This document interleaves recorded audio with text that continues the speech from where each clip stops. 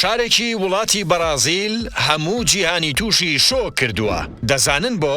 چونکە منداڵانی لەدایک بوو بە تاک لەدایک نابن، بەڵکو بە دوانەیی لەدایک دەبن، لەگەڵمان بن. ئەگەر گەشتێک بکەیت بۆ شاری کاندیدۆ جۆدۆی بەرازیل، ئەوە هیچ تووشی سەرسوڕمان مەبە. ئەگەر کەسێک دووجار لە دوو شوێنی جیاواز ببینیتەوە، لە هەردە حاڵەتێکی لەدایک بوون سکێکیان دوانەیە. هەر بۆیە لەو شارەدا ڕێژەی مناڵانی دوانە لە سەدا دەیە. بەڵام نهێنی پشتی ئەم ڕووداوە دەزانن چییە؟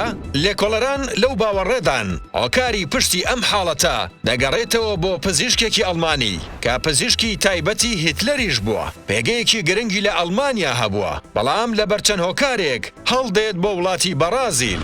ناوی ئەو پزیشکە جۆزێف مانجلە، نازاوی فریشتەی گیانکێشانی لێنراوە. لەبەر ئەو تاقیکردنەوە ترسناکانەی بە ئەنجامی گەیاندون. دەوترێت ئەم پزیشکە حەزی بەوە بووە دایکان بە شێوازی دوانی وەچە بخەنەوە. هەر بۆیە بەردەوام هەوڵی داوە جیناتی کاریگەر بدۆزێتەوە، تاوەکو توانیوێتی بگا بە ئامانجەکەی. دانیشتوانی شارەکە دەڵێن ئەم پزیشکە دەرمانێکی دۆزیوەتەوە کە توانیوێتی ئسکی دایکان بکا بە دوان. دەرمانەکەی دەرخواردی دانیشتوانی شارەکە داوە و بەو جۆرە لە هەر دەستکێک دانەیەکیان دوانەیە. ئایا پێشتر دەزانی شارێک هەیە بە ناوی شاری دوانەکان؟